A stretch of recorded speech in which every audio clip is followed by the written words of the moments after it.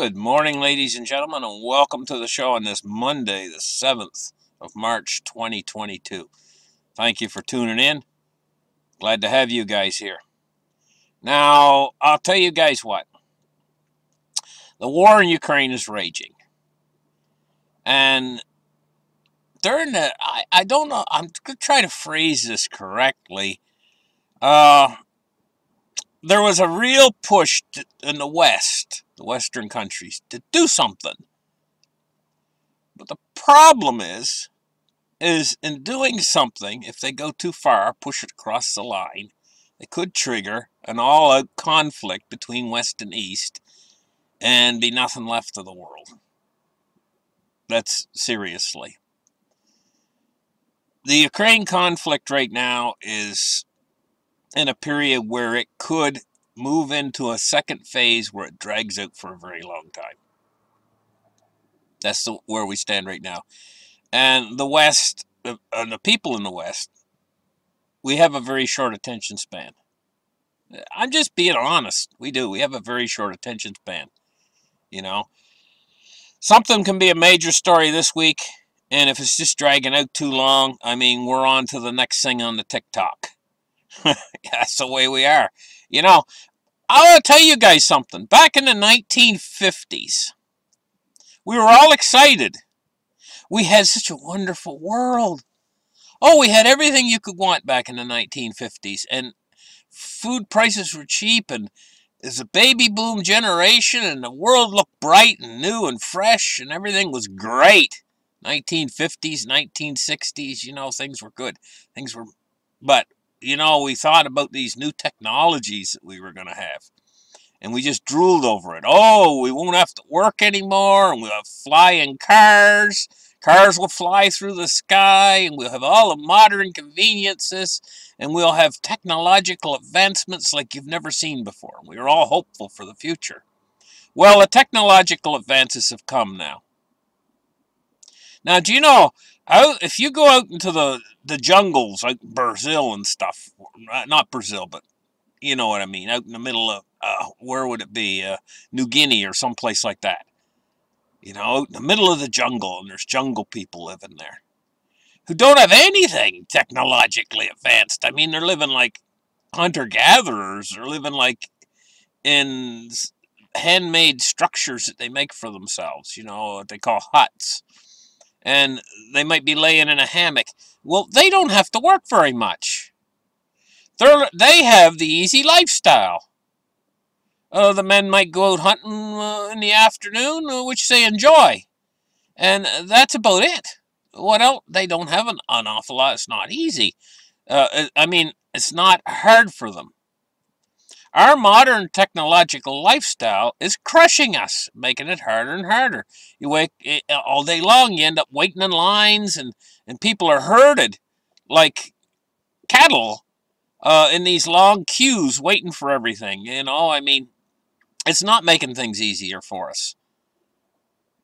It's making things more and more difficult. And our machinery and our technological lifestyle is constantly in need repairs. And everything is waste. Plastics and everything. They make these machines and everything only so they're going to last as long as the warranty, until the warranty expires on them. And then they break, and then you got to throw it in the garbage. You got even more stuff in your landfill. And out the window goes all of our silver supplies of the world, because a lot of these machines and stuff, it doesn't matter if it's just a coffee maker. It's got silver in it, and the circuitry and stuff, you know. We're depleting the Earth's resources with these modern technological advancements, and it's only leading us toward our own destruction. Well, enough said on that. We got a big problem in the markets today I want to talk about. And let's move on. Let's open up the charts right here and take a look at this. Here's the thing, guys. Silver's down 19 cents at $25.54. $25.54. Down. It seems like it's up. The last I looked, it was 25 bucks. Now it's 25.54, but it says it's down 19 cents. Okay, Okay, so $25.54. We haven't seen that price in a while. Over $25, nice and rock solid over $25. But you got to understand something. Oil prices out there, right? Oil prices are going up like anything, like you never seen before. I mean, I went in and I got $10 worth of gas in my vehicle, right? So what did it do? I went out and got $10 worth of gas, and it got 6.5 liters, roughly, which is about just over, not quite 2 gallons of gas. You know, wasn't making a long trip, but I just wanted to keep my tank topped off. So I went in a day later to get gas, and it got me like a quart less. Like, it got me only, I think it was 5.6 or something like that. And the day before it had been 6.5. That's how quick gas prices now. You don't think that's going to affect these silver miners who have to buy a lot of diesel fuel and gasoline to process that ore into silver? They have to have a higher price. Otherwise, the miners are going to stop. And you know what? They're still manipulating the silver price because I know it. I just sense it. They're just keeping it above mining production costs. That's what they're doing. They're being very careful not to let it drop below mining production costs so the mines will quit mining. But they're keeping the price down to where it should be right now. The price of silver should be right now, if you take a consideration of the oil price, it should be much higher. We're moving into a terrible bad inflationary period, and at the same time we got an economy that's stagnant. That's something that's called stagflation.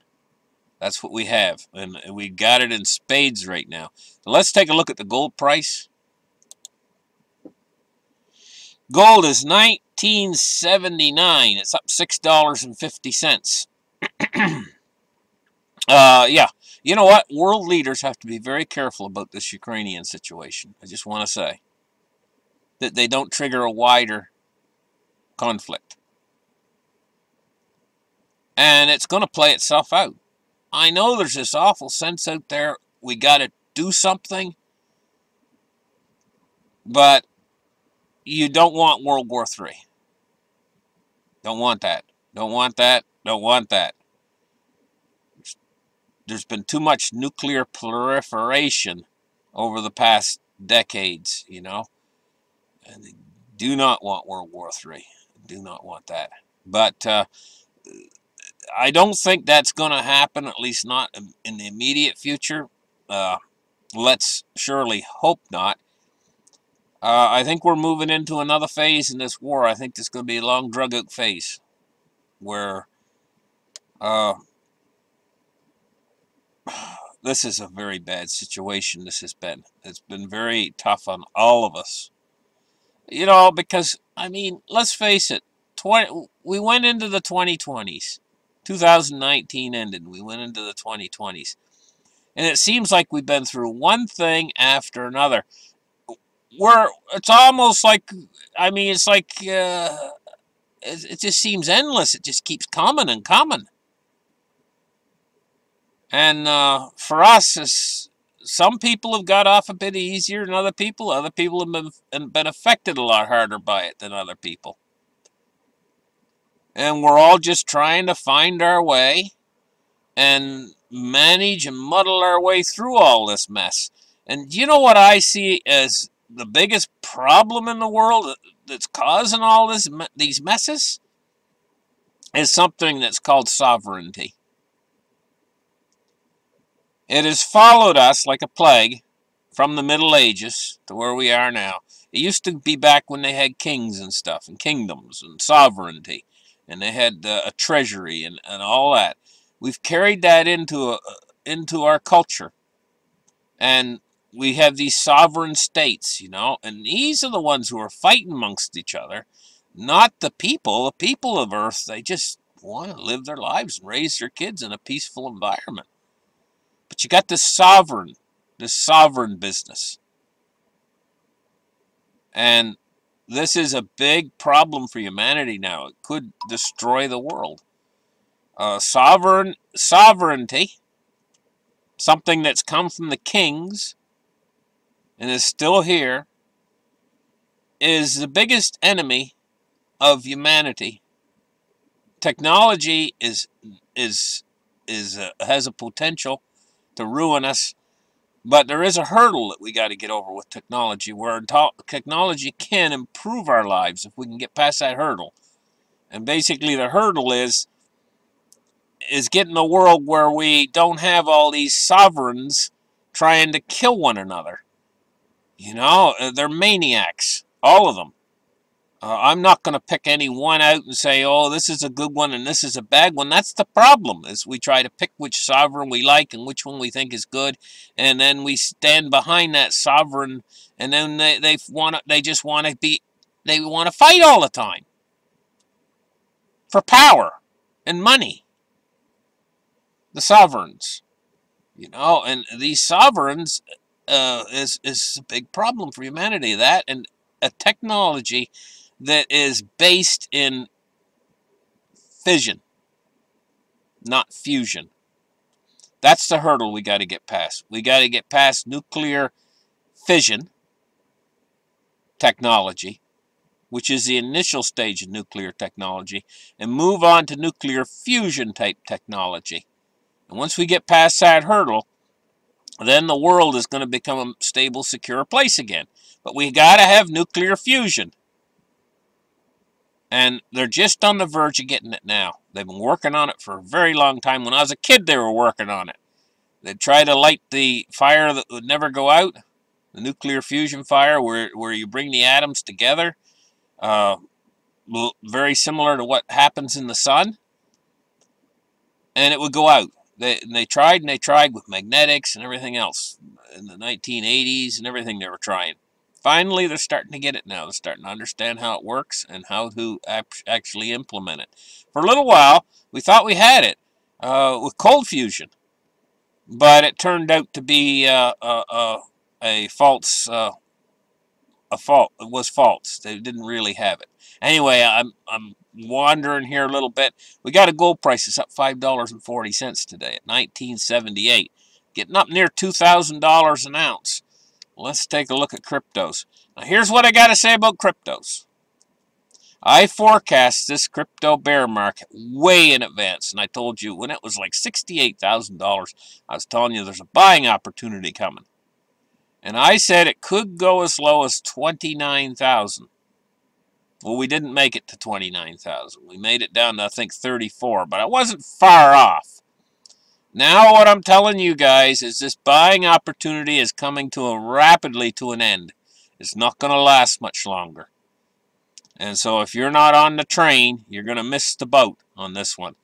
We're looking at a Bitcoin price today of $39,043. There's going to be a point in the future, might be a year or two out, but you're going to look back and you're going to say, oh my goodness, you could have had Bitcoin for $39,000.